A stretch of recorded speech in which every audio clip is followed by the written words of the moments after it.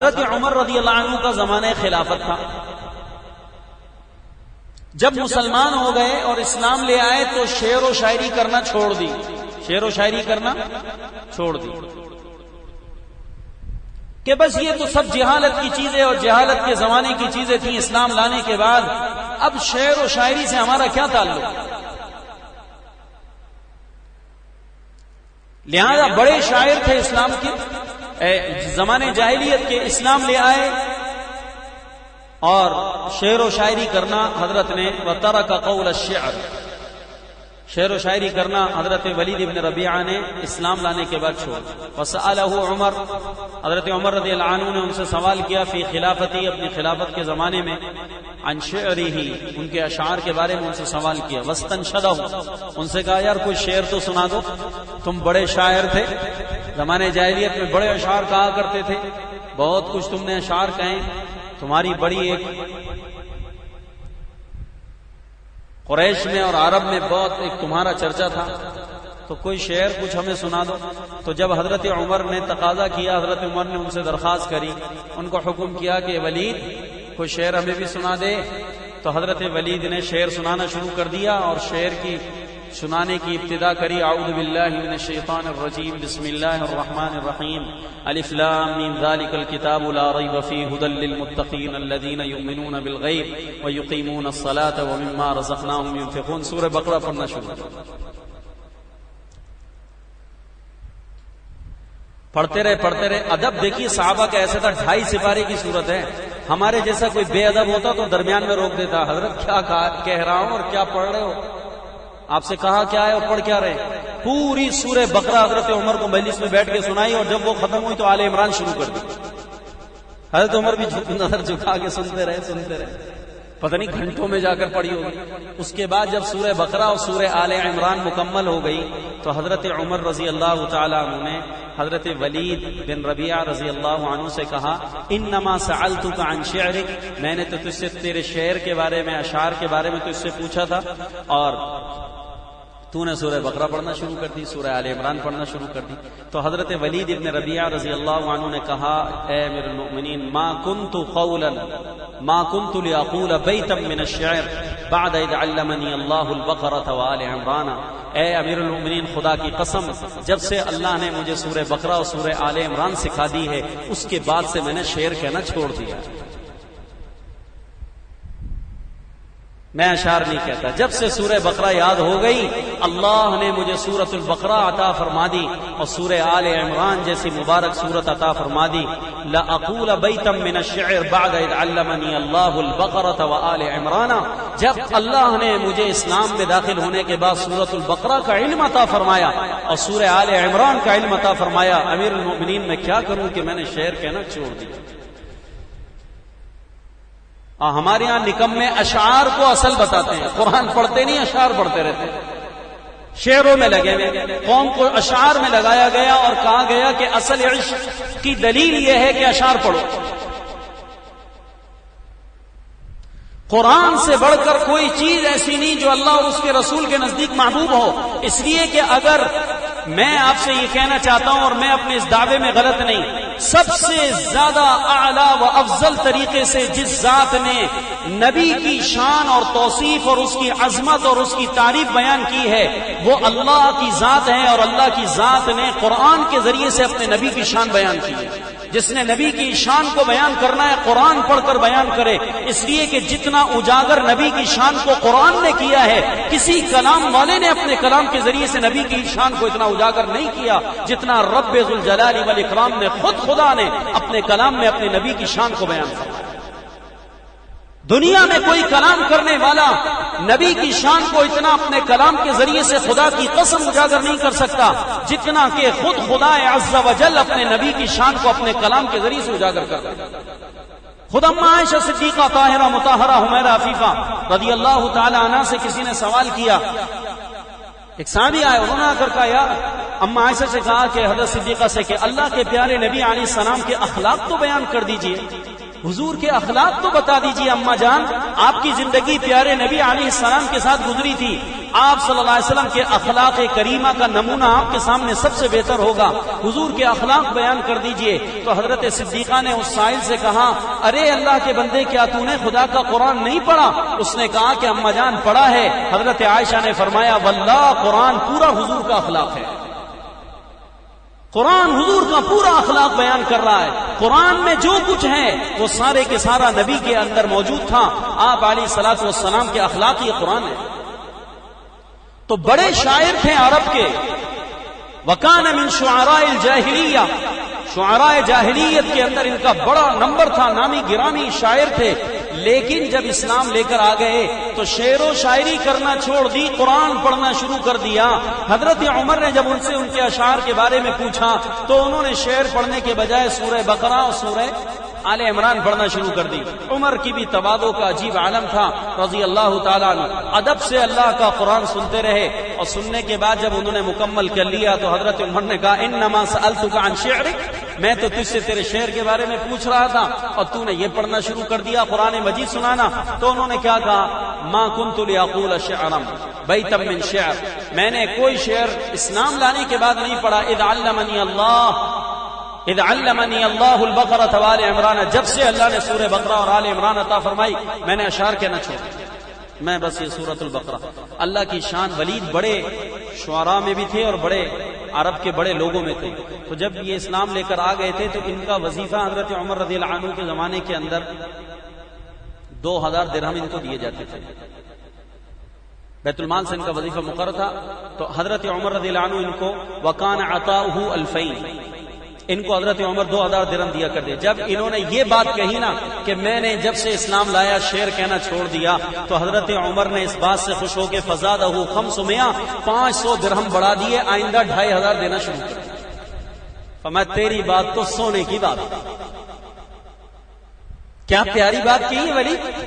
حضرت عمر اتنے خوش ہو گئے اس بات کو سننے کے بعد، وکان عطاؤہ 2000، 2000 درہم دیا کرتے تھے، فزادہ 500، 500 درہم حضرت عمر رضی اللہ عنہ نے اس میں اپنی طرف سے زیادہ فرما دیے، اور ہر مہینے کا ان کو خرچہ 2500 درہم دینے لگے۔ جی تفسیر قرطبی امام قرطبی رحمہ اللہ کی ہے، الجامع الاحکام کے اندر یہ پہلی جلد کے اندر سورۃ البقرہ کی تفسیر کی ابتدا کے اندر جہاں سورۃ البقرہ کے مناقب و فضائل لکھے، علامہ قرطبی نے اس واقعے کو وہاں پر نقل کیا ہے، اگر کسی کا جی چاہے تو وہاں پر مراجعات کر لے، اس واقعے کو وہاں پر دیکھ لے، میں نے اس واقعے کو وہاں سے پڑھا ہے۔ تو سورۃ البقرہ قرآن پاک کی بڑی شان والی سورت ہے، اس سورت پاک کے فضائل دنیا میں بھی بہت ہیں اور اس سورت کے فضائل آخرت کے اندر بھی بہت ہیں۔ سورۃ البقرہ اور سورہ آل عمران یہ مضامین کے اعتبار سے قریب قریب ہیں، اور سورۃ النساء اور سورۃ المائدہ مضامین کے اعتبار سے قریب قریب ہیں۔ اس میں زیادہ تر اصولیات کا بیان ہے، توحید کا، رسالت کا، بعث بعد الموت کا، اور سورۃ النساء اور سورۃ المائدہ جو اس کے بعد آ رہی ہے اس کے اندر فروع، مسائل فروعیہ زیادہ ہیں، اصول پر بات کم ہے، فروعی چیزیں اس کے اندر زیادہ ذکر کر دی گئی ہیں۔ تو سورۃ البقرہ یہ سورۃ الفاتحہ کے ساتھ لگی ہوئی ہے، وجہ اس کی ایک یہ بھی ہے ربط کی کہ سورۃ البقرہ کو سورۃ الفاتحہ پچھلی سورت سے کیا مناسبت، کیا ربط ہے۔ دیکھو سورۃ الفاتحہ کے اندر 3 جماعتوں کا میں نے آپ کو بتایا تھا بیان آیا ہے، منعم علیہم، مغضوب علیہم، اور تیسری ضالین، منعم علیہم، مغضوب علیہم، اور تیسری جماعت ضالین، یعنی انبیاء کا تذکرہ جس میں صدیقین، شہداء، صالحین آ گئے ان کے ضمن میں، ان کا تذکرہ، نیک جماعت کا تذکرہ منعم علیہم کا، اور دوسری جماعت مغضوب علیہم یعنی یہود، کس کا تذکرہ، جن پر اللہ کا غصہ اترا، اللہ پاک ان سے ناراض ہوا، اور ضالین یعنی نصارہ۔ مغضوب علیہم سے مراد، ہم سورۃ الفاتحہ کو پڑھتے ہیں نا تو اس میں پڑھنا ہے اہدنا الصراط المستقیم، یا اللہ تو ہمیں سیدھی راہ پر چلا، سیدھی راہ دکھا، سیدھے راستے کے اوپر ہمیں چلا، یعنی استقامت مراد ہے۔ صراط الذین انعمت علیہم، ان لوگوں کا راستہ جن پر تو نے انعام کیا، غیر المغضوب علیہم ولا الضالین، ان لوگوں کے راستے سے بچا جن پر تیرا غصہ اترا یا جن سے تو ناراض، جو گمراہ ہو گئے، جن پر تیرا غصہ اترا، جن سے تو ناراض ہے، یا وہ جو گمراہ ہو گئے یعنی یہود اور نصارہ۔ تو 3 جماعتوں کا تذکرہ سورۃ الفاتحہ میں کیا گیا تھا، اس میں مغضوب علیہم یعنی یہود کا تذکرہ موجود تھا اجمالاً، مغضوب علیہم کے لفظ سے مغضوب علیہم کا لفظ بولا گیا یہود کے اوپر۔ تو اب سورۃ البقرہ میں انہی یہودیوں کا مفصل و مدلل و مجمل تذکرہ آیا ہے، اور سورۃ الفاتحہ میں نصارہ کا تذکرہ تھا، ضالین کا، تو ان کا تذکرہ سورۃ آل عمران میں فرمایا گیا۔ تیسری جماعت سورۃ الفاتحہ میں منعم علیہم تھی، تو ان کا تذکرہ جا کر سورۃ النساء میں اللہ تعالیٰ نے فرمایا۔ اس طرح یہ تینوں صورتیں ربط کے اعتبار سے سورۃ الفاتحہ سے اس طرح جڑی ہوئی۔ سورۃ الفاتحہ میں کل 3 جماعتوں کا تذکرہ تھا، منعم علیہم، مغضوب علیہم اور ضالین۔ ان تینوں جماعتوں میں سے ایک جماعت مغضوب تھی جس کا تذکرہ مفصل و مدلل و مجمل سورۃ البقرہ میں آ گیا ہے۔ اب یہود کا تذکرہ آپ کو سورۃ البقرہ میں تفصیل سے ملے گا، اور سورۃ آل عمران کے اندر روح سخن نصارہ کی طرف، یہود کی طرف سورۃ البقرہ میں جو روح سخن ہے، خطاب زیادہ تر یہود کی طرف ہو رہا ہے۔ دیکھو 40 رکوع ہیں، ان 40 رکوع میں سے اللہ تعالیٰ نے اکثر رکوعات کے اندر بنی اسرائیل کا اور یہود کا تذکرہ کیا ہے۔ میں نے آپ حضرات کی سہولت کے لیے، لیکن چونکہ آپ حضرات لکھنے میں تھوڑے ڈھیلے ہیں، سچی بات، بس آپ لوگ چاہتے ہیں مولوی صاحب تقریر کرتے ہیں، ہم سنتے ہیں، بس سننے کا بس ثواب ہمیں مل جائے، باقی ہمیں کوئی مشقت نہ کرنا پڑے، نہ ہینگ لگے نہ پھٹ کر ہی رنگ چوکا۔ ایسا نہیں ہوتا، قرآن مجید سمجھنے کے لیے کچھ خود کرنا پڑے گا۔ میں نے قرآن مجید اس لیے دلوائے تھے کہ آپ حضرات اس کو لے کے بیٹھیں گے، اس کے اوپر حاشیہ چڑھائیں گے، جہاں جو بات لکھنے کی میں عرض کروں گا اس کو لیں گے، کاپیاں لے کر بیٹھیں گے، تاکہ ایک سبق ہو رہا ہے، ایک درس ہو رہا ہے۔ صرف کوئی عام مسجدوں کی طرح یہ درس قرآن کی محفل نہیں ہے کہ بس ایک آدمی بول رہا ہے باقی سن رہا ہے۔ آپ کچھ لینے آئے ہیں تو کچھ یہاں سے لے کر جائیے، خالی بیٹھنے کا کوئی فائدہ نہیں۔ قرآن مجید اگر لانا لے جانا دشوار ہے تو سب یہی لے آئیں، یہاں کی الماریوں میں رکھیں اور یہیں سے اٹھا لیں، چاہے وہ نام کے اعتبار سے آگے پیچھے ہو جائے۔ لکھنے کے اعتبار سے ایک ڈائری اور ایک قلم ضرور ہر بھائی اپنے ساتھ رکھے، تاکہ مضامین کے اعتبار سے۔ اب میں آج کی درس کی تیاری کے اندر یہ کر کے آیا تھا کہ سورۃ البقرہ میں نے آپ کو گزشتہ درس میں بتایا تھا کہ رکوع کتنے ہیں جی؟ 40 رکوع۔ سورۃ البقرہ میں کتنے رکوع ہیں؟ آیات کتنی ہیں؟ 286 آیات ہیں، اور کلمات کتنے ہیں؟ 6221 کلمات ہیں، اور سورۃ البقرہ میں حروف کتنے ہیں؟ 25500 حروف ہیں۔ 40 رکوع پر یہ سورت مشتمل ہے، یہ تفصیل میں نے آپ کو بتایا۔ اب 40 رکوع میں ہر رکوع ایسا ہے جس کے اندر مضامین پھیلے ہوئے ہیں، میں نے ان کا خلاصہ کر 40 رکوع کے 40 مضمون بنائے تھے کہ آپ حضرات کو میں لکھوا دوں گا کہ اس رکوع کے اندر یہ چیز مرکزی طور پہ بیان ہوگی، اس رکوع کے اندر یہ چیز مرکزی طور پر بیان ہوگی۔ 40 رکوع ہیں، 40 رکوع کے 40 مضامین، چاہیں تو لکھ لیں، جو لکھ سکتے ہیں لکھ لیں، جو نہیں لکھ سکتے وہ سن لیں۔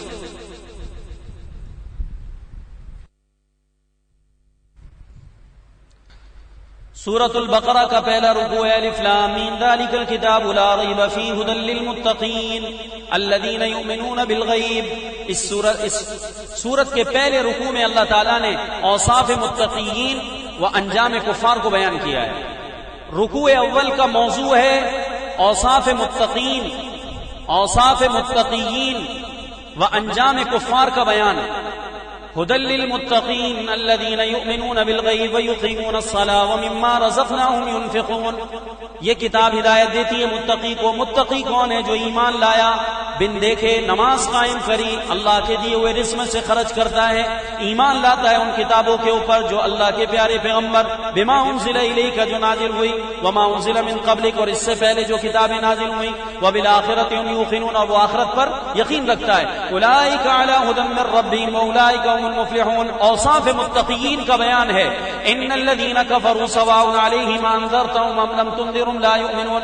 کافروں کے بارے میں فرمایا بے شک کافر جو ہیں، ان الذین کفروا سواء علیہم انذرتهم ام لم تنذرهم لا یؤمنون، آپ ان کو ڈرائیں یا نہ ڈرائیں یہ ایمان نہیں لائیں گے. ختم اللہ علی قلوبہم، اللہ نے ان کے دلوں پر مہر لگا دی ہے جناب، اللہ پاک نے ان کے دلوں پر مہر لگا دی. تو پہلے رکوع کا موضوع ہے اوصاف متقین و انجام کفار کا بیان.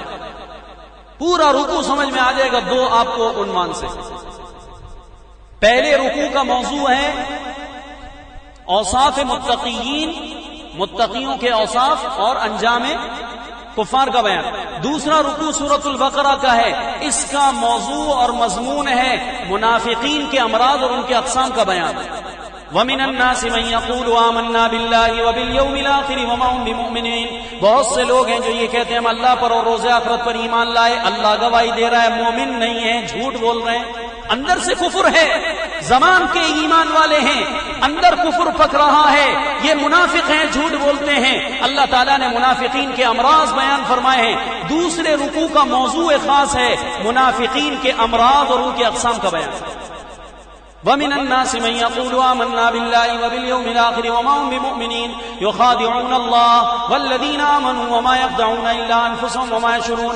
یہ اللہ کو اور ایمان والوں کو دھوکہ دینا چاہتے ہیں، حالانکہ نہ اللہ کو دھوکہ دے سکتے نہ مومنوں کو. یہ تو دھوکہ خود اپنے نفس کو دے رہے ہیں.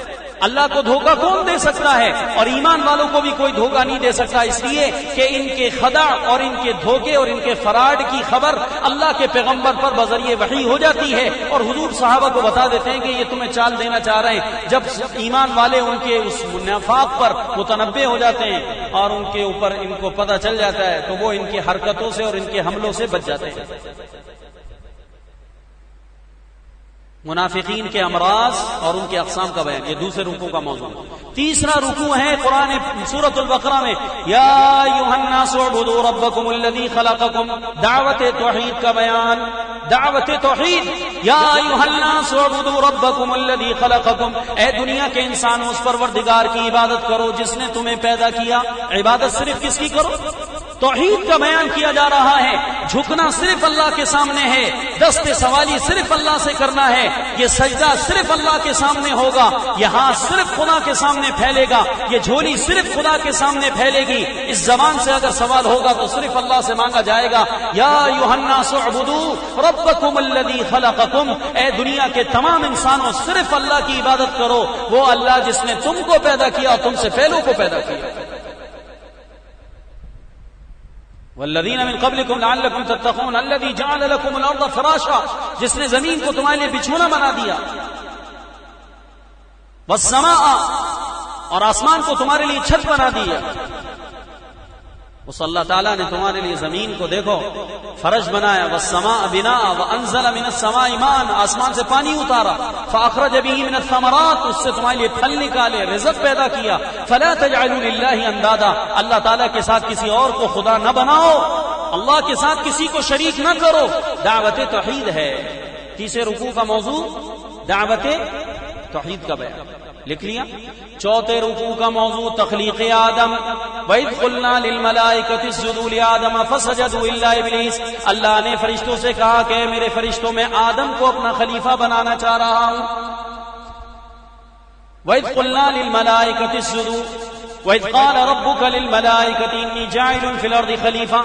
جس وقت میں وہ وقت یاد کرو اے محمد صلی اللہ علیہ وسلم جس وقت میں اللہ نے کہا فرشتوں سے کہ میں آدم کو اپنا خلیفہ بنا رہا ہوں. تو تخلیق آدم کا بیان ہے چوتھے رکوع کے اندر. وخلافت ارضی کا بیان، اللہ نے آدم کو، اولاد آدم کو زمین میں اپنا نائب اور خلیفہ بنایا. اور اسی رکوع کے اندر ابلیس کی دشمنی بنی آدم سے، ابلیس کی دشمنی بنی آدم سے. اللہ نے کہا فرشتوں سے جسد تیار ہو گیا، جان پڑ گئی، کیا کر لو؟ سجدہ کر لو. کیا کرو؟ سجدہ. سجدہ تعبدی نہیں، سجدہ تعظیمی. عبادت کا سجدہ صرف اللہ کو ہوگا. اور اب ہماری شریعت میں، حضور صلی اللہ علیہ وسلم کی شریعت میں، نہ سجدہ تعبدی کسی کے لیے جائز اور نہ سجدہ تعظیمی کسی کے لیے جائز. اس وقت کے اندر سجدہ تعظیمی کرایا گیا فرشتوں سے، کہا آدم کو سجدہ کرو. تو سب نے کیا، کس نے نہیں کیا؟ فسجدوا الا ابلیس ابا، انکار کر دیا. واستکبر، تکبر کرنے لگا. وکان من الکافرین، وہ تو منکرین میں سے ہو گیا. تو اب یہاں سے ابلیس کی اولاد آدم کے ساتھ دشمنی کا بیان ہے. تو چوتھے رکوع کا موضوع تخلیق آدم و خلافت ارضی و ابلیس کا بنی آدم کے ساتھ دشمنی کرنا، یہ چوتھے رکوع کا موضوع لکھیں. اور پانچویں رکوع کا موضوع ہے یا بنی اسرائیل اذکروا نعمتی التی انعمت علیکم، اے بنی اسرائیلیو، اے یعقوب علیہ الصلوۃ والسلام کی اولادو، اللہ تعالیٰ کی ان نعمتوں کو یاد کرو جو اللہ نے تم پر فرمائی. تو بنی اسرائیل کو نعمتیں یاد دلائی گئی. پانچویں رکوع کے اندر بنی اسرائیل کو نعمتوں کی یاد دہانی کرنے کا بیان. بنی اسرائیل کو نعمتوں کی یاد دہانی ایک پاؤ مکمل ہو گیا.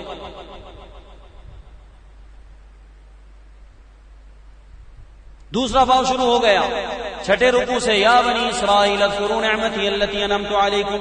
اس چھٹے رکوع کے اندر اللہ نے فرعون کے جو مظالم تھے بنی اسرائیل کے ساتھ، اللہ نے ان کو ذکر فرمایا. ان کی بیٹیوں کو زندہ رکھتا، ان کے بچوں کو قتل کر دیا کرتا تھا، ان کو غلام بنا رکھا تھا اور ان کے اوپر طرح طرح کے مظالم ڈھایا کرتا تھا. اللہ نے حضرت موسیٰ علیہ السلام کی معیت میں آنے کی وجہ سے اللہ نے بنی اسرائیلیوں کو فرعون کے مظالم سے نجات عطا فرمائی اور اللہ نے فرعون کو غرق کر دیا. اور بلا آخر اللہ تعالیٰ نے ایک میدان میں لا کے 40 سال تک بنی اسرائیلیوں کو من اور سلوہ کھلایا. تو 7ویں رکوع کے اندر بنی اسرائیلیوں پر فرعون کے مظالم کا بیان اور من و سلوہ اور دیگر نعمت دنیاویہ.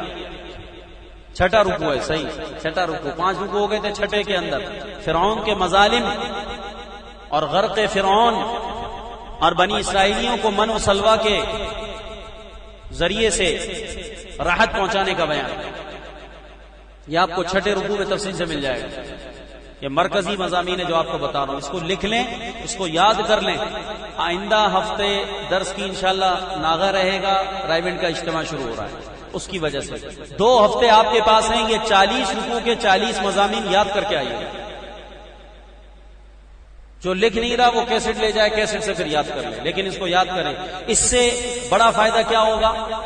ہمارے اساتذہ جب ہمیں مدرسوں کے اندر پڑھایا کرتے تھے قرآن مجید، تو قرآن مجید کو پڑھانے سے پہلے یہ کیا کرتے تھے کہ کسی بھی سورت کا پہلے خلاصہ بیان کر دیا کرتے تھے. پوری سورت کا خلاصہ پڑھا دیا اور پوری سورت کا خلاصہ پڑھانے کے بعد بتانے کے بعد پھر اس کی تفصیل، یعنی اختصار سے پوری سورت کا خلاصہ، اس کے بعد اس کی تفصیل. جیسا کہ آج کل یہ نقال خبروں والے کرتے ہیں. آپ نے دیکھا یہ خبروں والے بھی جب خبریں دیتے ہیں تو پہلے کیا کہتے ہیں؟ اہم خبروں کا خلاصہ پہلے یہ بتاتے ہیں، اس کے بعد پھر یہ انداز جو انہوں نے اختیار کیا ہے یہ قرآن والوں سے چرایا ہے. اس لیے کہ خبر بیان کرنے والے پہلے آئے یا مولوی پہلے آئے؟ قرآن بیان کرنے والے پہلے ہیں یا یہ خبروں والے پہلے؟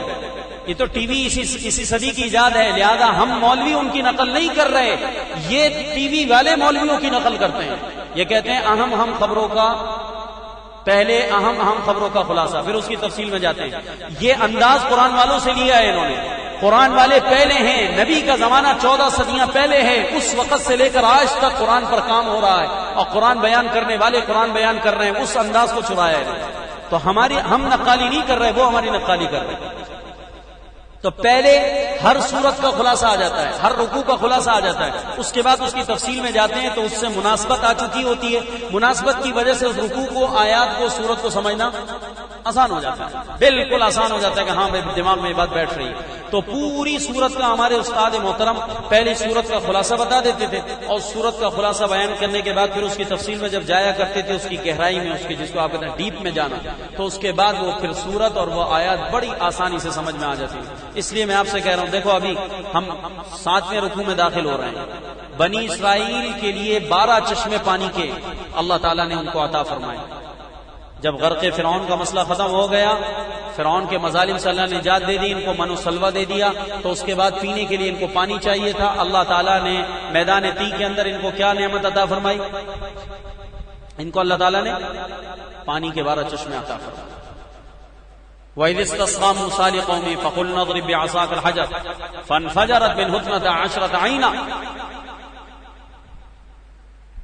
انہوں نے پانی مانگا، اللہ تعالیٰ نے موسیٰ علیہ السلام سے کہا پتھر پر مارو، اور مارا، اور اس کے بعد اللہ سبحانہ و تعالیٰ نے ان کو کتنے چشمے عطا کر دیے۔ موسیٰ علیہ السلام کے ساتھ قبائل میں 12 قبیلے تھے، اللہ نے ہر قبیلے کے جھگڑے کو ختم کرنے کے لیے کہا ہر قبیلے کا ایک الگ اپنا چشمہ ہے، اس قبیلے سے کا ہر فرد اس میں سے پانی پیتا رہے، دوسروں سے لڑائی نہ کرو۔ 12 چشمے اللہ تعالیٰ نے ٹھنڈے میٹھے پانی کے ان کو عطا کر دیے۔ تو 7ویں رکوع میں اللہ تعالیٰ نے 12 چشموں کا ذکر کیا اور بنی اسرائیل کی ناشکری کا تذکرہ کرتے ہوئے فرمایا کہ ان کو ہم نے من و سلوہ جیسی نعمت عطا کری، ان ظالموں نے اس کے بدلے کے اندر اللہ سے ککڑی مانگی۔ کیا مانگی؟ کہنے لگے ککڑی کھلا، کھیرا کھلا، پیاز کھلا، مسور کی دال کھلا، سبزی ترکاریاں مانگی۔ ایسی جاہل قوم تھی، اللہ من و سلوہ کھلا رہا تھا۔ من کس کو کہتے ہیں؟ دیکھو یہ جو دھنیا ہوتا ہے نا، دھنیا کا دانہ، اس دانے کی طرح گول گول ایسی جو ہے کالی مرچ کا جیسے دانہ ہوتا ہے، آپ آسان سمجھ لیں، کالی مرچ کا دانہ یا دھنیا کا دانہ جو ہوتا ہے، اس طرح گول گول سے دانے ہوتے تھے، اس کے اندر نہایت درجے کے اندر مٹھاس ہوتی تھی، اس کو عربی کے اندر من کہا جاتا ہے۔ شیریں قسم کے دانے ہوتے تھے، گوند۔ وہ رات میں جب یہ اندھیرا ہو جاتا، جب سونے کے لیے آرام کرتے، تو اللہ تعالیٰ ان کے اوپر آسمان سے اوس برساتا، شبنم، ان کے اوپر شبنم، اس شبنم کے ساتھ وہ چھوٹے چھوٹے دانے ان کے اوپر اتنے سارے آس پاس جمع ہو جاتے کہ کوئی دانہ رات میں سوتے وقت ان پہ تو نہ گرتا، جب صبح آنکھ کھلتی تو ان کے اطراف کے اندر من کا ڈھیر لگا ہوا ہوتا۔ جیسے ہمارے چینی کا دانہ ہے نا، اب چینی کا دانہ اگر ذرا موٹا ہو جائے تو وہ اس کو زبان پہ رکھو میٹھا ہوتا ہے، ایسے ہی بس من کے ایسے دانے ہوتے تھے، اس کے اندر مٹھاس اعلیٰ قسم کا اللہ نے ان کو جو ہے نا میٹھا عطا فرمایا۔ اور سلوا کہتے ہیں عربی کے اندر بٹیر کے گوشت کو، کس کو کہتے ہیں؟ سلوا، یہ بٹیر کا گوشت۔ بٹیرے کیسے آتی؟ رات ہو جاتی، رات کے وقت کے اندر جب یہ سو جاتے تو اندھیرے کے اندر کہیں سے اڑتی ہوئی بٹیرے آتی، بڑی بڑی بٹیرے، اور بٹیرے بھی ایسے نہیں جیسے ہمارے ہاں جو یہاں ہمیں لال قلعہ میں کھلائی جا رہی ہیں کہ جناب پنجرے کے سوا کچھ بھی نہیں ہوتا، ایسی موٹی موٹی جیسے مرغی بٹیرے۔ اس لیے کہ روایتوں کے اندر آتا ہے کہ وہ بٹیر کے گوشت کے کباب بناتے تھے، جیسے ہمارے ہندوستانی کباب کھانے کے بڑے شوقین ہیں، یہ گولا کباب، یہ بہاری کباب، یہ بھاری کباب، یہ ہلکا کباب، پتہ نہیں کتنے قسم کے کباب ہیں۔ تو من و سلوا، یہ سلوا جو ہے یہ اس کے گوشت کے کباب بنا کے کھایا کرتے تھے۔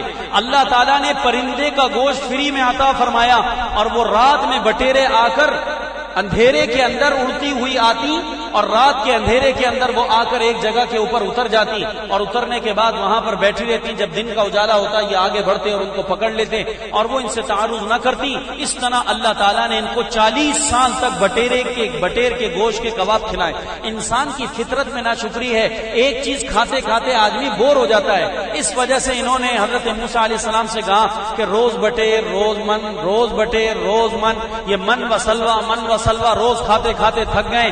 ہم یہ چاہتے ہیں کہ تھوڑا زبان کا ہمارا جو ٹیسٹ ہے نا یہ بدلے، تو ہم یہ چاہتے ہیں کہ ہمارے کو زمین جو چیزیں اگاتی ہے نا، جیسے ترکاریاں ہیں، ککڑی ہے، کدو ہے، اب پیاز ہے اور مسور کی دال ہے، اور یہ ساری کی ساری چیزیں یہ ہمیں دے دی جائیں۔ حضرت موسیٰ علیہ السلام ناراض ہو گئے اس قوم کے اوپر، اور موسیٰ علیہ السلام سے کہنے لگے لن نصبر علی طعام واحد، ایک کھانے پر ہم خوش نہیں ہیں، ایک کھانا ہمارے کو بس، ایک کھانے پر ہم راضی نہیں۔ فادع لنا ربک یخرج لنا مما تنبت الارض من بقلها وقثائها، ہمارے لیے زمین سے ترکاریاں نکلیں، بقل من بقلها وقثائها، اور ہمارے لیے زمین سے جو ہے وہ ککڑی نکلے، ککڑی ہم اگانا چاہتے ہیں، ہم کاشتکاری کرنا چاہتے ہیں۔ وفومها، اور ہمیں گیہوں چاہیے، وعدسها، ہمیں مسور کی دال چاہیے، وبصلیها، ہمیں پیاز چاہیے، پیاز لہسن کھانا ہے ہم نے، چٹنیاں بنا کر ہم نے کھانا ہے۔ اللہ نے کہا کھاؤ چٹنیاں، میں بھی تمہاری اس میدان میں چٹنی بنا کر چھوڑوں۔ ایک چٹنیوں پر لگے، اللہ نے پوری قوم کی چٹنی بنا دی، بیڑا غرق کر دیا ساری قوم۔ اس لیے کہ جو قوم اللہ کی نعمتوں کی ناشکری کرے، اللہ کے یہاں اس قوم کی کوئی قدر و قیمت نہیں۔ جب انہوں نے یہ مانگا تو موسیٰ علیہ السلام اللہ کے پیغمبر جلالی تھے، ناراض ہو گئے، کہنے لگے قال تستبدلون الذي هو ادنى من الذي هو الخير، ارے تم اعلیٰ کو چھوڑ کر ادنا مانگتے ہو؟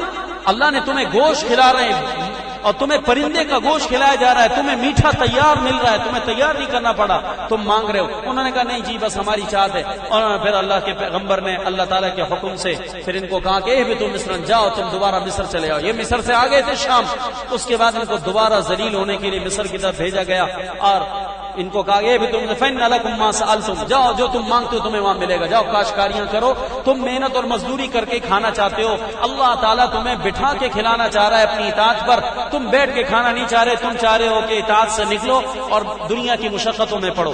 آج بھی ہمارے مسلمانوں کی مت ماری گئی ہے. اللہ پاک ہمارے کو اپنی اطاعت پر عافیت سے روزی دینا چاہ رہا ہے. ہم کہتے ہیں تیری اطاعت نہیں کریں گے, محنت کر کے روٹی کھائیں گے, سارا دن ذلیل ہوں گے, نمازوں کے اوقات میں بھی ہم کام کریں گے لیکن ہم بیٹھ کر روٹی نہیں کھا سکتے. اور دین کا کام کرنے والوں کو آج بھی اللہ بیٹھ کے کھلا رہا ہے. دین کے کام کرنے والوں کو کماتا کوئی ہے, کھاتے مولوی ہے. وہ مولانا کے ساتھ ابھی ہم دعوت میں تھے, سید احمد جلال پوری صاحب کے ساتھ ایک گھر کے اندر ہمارے ڈاکٹر صاحب نے دعوت کری, بڑے سارے ماشاءاللہ اکرام کیا. تو مولانا نے کہا کہ دیکھو اللہ رب العزت دین کے نام پر اور دین کی نسبت پر اللہ پاک ہمیں بن کمائے کھلاتا ہے. کمایا ڈاکٹر نے, کھا ہم رہے ہیں. کمایا انجیکشن لگا لگا کے ڈاکٹر نے کمایا, کھا کون رہے ہیں, ہم کھا رہے ہیں. بن کمائے اللہ کھلاتا ہے. دین کے نام پر, دین کی نسبت پر طلبہ مدرسوں میں قال اللہ وقال الرسول قرآن اور حدیث پڑھنے میں لگے ہوئے. لوگوں کے گھروں میں بچے بیمار ہو جاتے ہیں, وہ بکرا لے کے جاتے ہیں, ان سے کہتے ہیں کہ بیمار ہمارا بچہ ہے, بکرا تم کھاؤ. بیمار ہمارا بچہ, بکرا تم کھاؤ. بیمار میری بیوی ہے, مرغی تو کھا. وہ وہاں جا کے ان کو کھلاتے ہیں. اللہ دکھاتا ہے, اللہ کہہ رہا ہے کہ یہ میرا نام لے رہے ہیں, میرے نبی کا نام لے رہے ہیں, یہ دین کو پڑھ رہے ہیں. اللہ سبحانہ و تعالیٰ بن کمائے ان کو کھلا رہا ہے, اور پورا سال کھلا رہا ہے, اور یقیناً اتنا اچھا کھلا رہا ہے کہ جتنا اچھا ہم نہیں کھاتے. اللہ اتنا کھلا رہا ہے. ہزاروں مدارس ہیں, 18,000 مدارس تو ہمارے وفاق المدارس عربیہ کے تحت رجسٹرڈ ہیں. ہمارا وفاق کا جو بورڈ ہے اس کے تحت 18,000 سے زیادہ مدرسے کام کر رہے ہیں. اور 18,000 مدارس میں سے کوئی مدرسہ ایسا نہیں جس کو گورنمنٹ کوئی ان کو رقم دیتی ہو مدرسہ چلانے کے لیے. محض توکل علی اللہ پر اللہ پاک نے ان اور ایک مدرسے میں سینکڑوں اور ہزاروں طلبہ, اللہ پاک سب کو کھلا رہا پلا رہا. تو یہ قوم بڑی عجیب نکلی. انہوں نے مانگا, اللہ سبحانہ و تعالیٰ نے ان کے ساتھ یہ معاملہ کیا. کتنے رکوع ہو گئے؟ آج 10 لکھوا دیتا ہوں, چلو پھر 30 تمہیں آپ کو بعد میں بتاؤں گا. 7واں رکوع ہے بنی اسرائیل کے پانی کے لیے پانی کے 12 چشموں کا بیان. بنی اسرائیل کے لیے پانی کے 12 چشموں اور بنی اسرائیل کا من و سلوا کی جگہ سبزیوں کا مطالبہ کرنا. موسیٰ علیہ السلام کی ناراضگی کا بیان. یہ سارے اس کے موضوع. بنی اسرائیل کے لیے پانی کے 12 چشمے اور بنی اسرائیلیوں کے لیے من و سلوا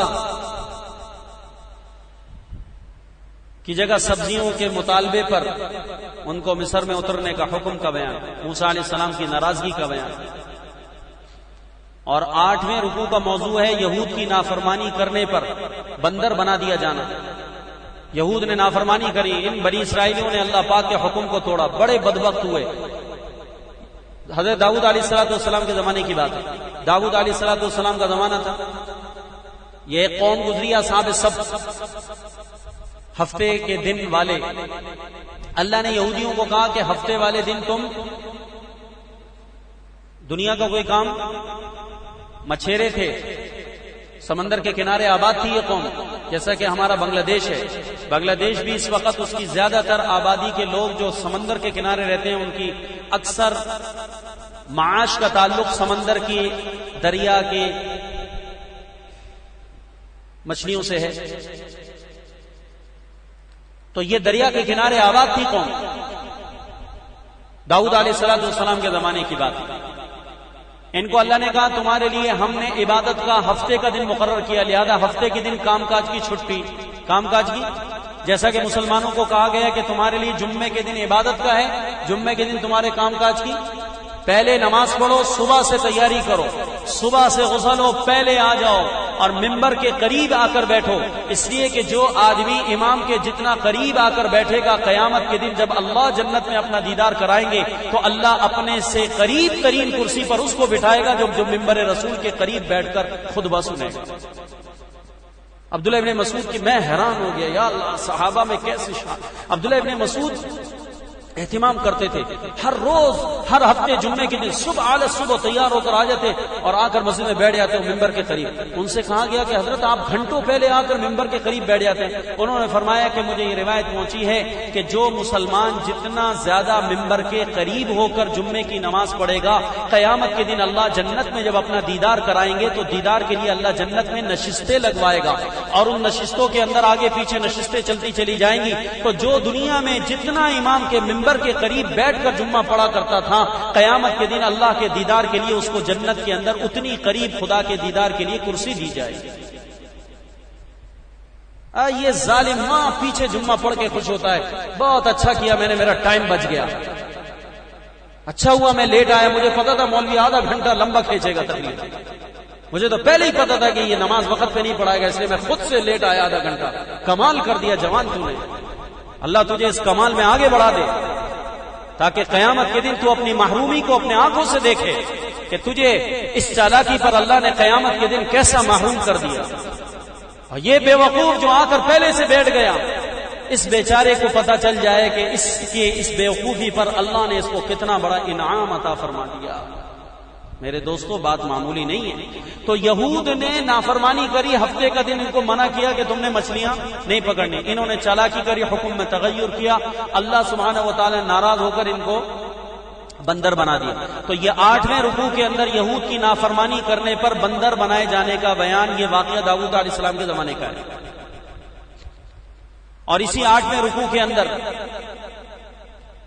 ذبح بقر کا بھی واقعہ ہے. وہ جو گائے کو ذبح کرنے کا واقعہ ہے نا, ان کے اندر ایک آدمی تھا جس کا نام عامیلین تھا. عامیل اس کا نام تھا عامیل, عین الف زبر میم یا لام, عامیل. اس کو قتل کر دیا تھا اس کے چچا زاد بھائی نے مال کے چکروں میں نے آپ کو بتایا تھا. اس کا واقعہ بھی اسی 8ویں رکوع کے اندر ہے. ذبح بقرہ کا, گائے کو ذبح کرنا اور مردے کے اوپر اس کے ٹکڑے کو لگانا, 8ویں رکوع میں اس کا بیان ہے. اور 9ویں رکوع میں مردے کے زندہ ہونے کا بیان ہے. ٹکڑا لگ گیا, ذبح ہو گئی, اس کے بعد ٹکڑا لگایا تو مردہ زندہ ہو گیا. تو 9ویں رکوع کے اندر مردہ کے زندہ ہونے کا بیان ہے. یہود کی قلبی قساوت کا بھی بیان ہے, یہود کی منافقت کا بھی بیان ہے, یہود میں عناد ہے اس کا بھی بیان ہے, اور ان سے ایمان کے قبول کرنے کی توقع نہ رکھو اس کا بھی بیان ہے. یہ سارے مضامین. یہود عنادی ہیں, یہودی منافقت کرتے ہیں, یہود کے اندر ضد ہے. اور اے ایمان والو تم ان یہودیوں سے ایمان کے لانے کی توقع نہ کرو. افتطمعون یؤمنوا لکم, کیا تم لالچ کرتے ہو, طمع کرتے ہو, تم امید لگاتے ہو کہ یہ ایمان لے آئیں گے. وقد كان فريق منهم يسمعون كلام الله, حالانکہ ان میں ایک جماعت وہ ہے جو اللہ کا کلام سنتی ہے. وقد كان فريق منهم يسمعون كلام الله ثم يحرفونه, پھر اللہ کے کلام میں تحریف کرتے ہیں. من بعد ما عقلوا وهم يعلمون. تو اللہ تعالیٰ نے کہا کہ ان کے ایمان لانے کی لالچ ختم کر دو. یہودی ایمان نہیں لائے گا, یہودی عناد میں ہے, ضد میں ہے, اور ضدی آدمی ایمان نہیں لایا کرتا, باوجود اس کے کہ وہ اسلام کو برحق سمجھتے ہیں, نبی آخر الزمان کو برحق سمجھتے ہیں, لیکن اس کے باوجود بھی حضور پر ایمان نہیں لائیں. یہ 9ویں رکوع کا بیان ہے. اور 10ویں رکوع کا بیان ہے بنی اسرائیل سے عہد و پیمان کا بیان اور ان کا انحراف. یہود و نصارہ یعنی یہود سے, بنی اسرائیل سے مراد یہود ہیں, یہودیوں سے عہد و پیمان. اللہ تعالیٰ نے یہود سے عہد لیا, لیکن انہوں نے عہد سے انحراف کر دیا, انہوں نے عہد سے انحراف کر دیا. وَإِذَا أَخَذْنَا مِيثَاقَ بَنِي إِسْرَائِيلَ لَا تَعْبُدُونَ إِلَّا اللَّهَ, اور جس وقت میں اللہ تعالیٰ نے پکا عہد لیا بنی اسرائیل سے, کیا عہد لیا, لا تعبدون الا اللہ, اللہ کے سوا کسی کی عبادت نہ کرنا, وبالوالدین احسانا, ماں باپ کے ساتھ حسن سلوک کرنا, وذی القربى اور قریبی رشتہ دار, والیتامی اور یتیم, والمساکین اور مسکین, وقولوا للناس حسنا, ان سب کے ساتھ حسن سلوک, وقولوا للناس حسنا, اور لوگوں کے ساتھ اچھی بات کرنا, نرم بات کرنا, واقیموا الصلاۃ وآتوا الزکاۃ, نماز قائم کرنا, زکات ادا کرتے رہنا, ثم تولیتم, پھر گئے یہ, الا قلیلا منکم, مگر تھوڑے سے, وانتم معرضون, اور یہ اعراض کرنے والے. تو اللہ تعالیٰ نے بنی اسرائیل سے عہد لیا, عہد و پیمان اور ان کا انحراف. بنی اسرائیلیوں سے عہد و پیمان اور ان کا انحراف، اور شریعت کے سب احکام پر عمل کرنے کے ضروری ہونے کا بیان۔ شریعت کے سب احکام پر عمل کرنا ضروری، بعض کو مانو بعض کو نہ مانو، اس سے کام نہیں چلے گا۔ افتؤمنون ببعض الکتاب وتکفرون ببعض، تم بعض کتاب کے حصے پر ایمان لاتے ہو، بعض کے ساتھ تم کفر کرتے ہو، ایسا نہیں ہوگا۔ دیکھو سورۃ البقرہ بڑی اہم ترین سورت ہے میرے دوستو، اس سورت پاک کے یہ 10 مضامین آپ یاد رکھیے گا، ان 10 کو تو کم از کم یاد کر لینا، پھر آئندہ جب درس ہوگا تو اس کے اندر اس 10 کو تو ازبر کر کے آئیں گے، دہرانے کی ضرورت تو نہیں ہے، اس کو آپ ذہن میں رکھیں۔ اس کے بعد انشاءاللہ بقیہ 30 رکوع کا جو خلاصہ ہے وہ بھی بتا دیں گے، پھر اس کے بعد ایک ایک رکوع کی انشاءاللہ ترتیب چلے گی، کوشش کریں گے کہ ایک درس کے اندر ایک رکوع نکالا جائے، کوشش کریں، آگے پیچھے بھی ہو سکتا ہے، اللہ تعالیٰ آسان فرمائے۔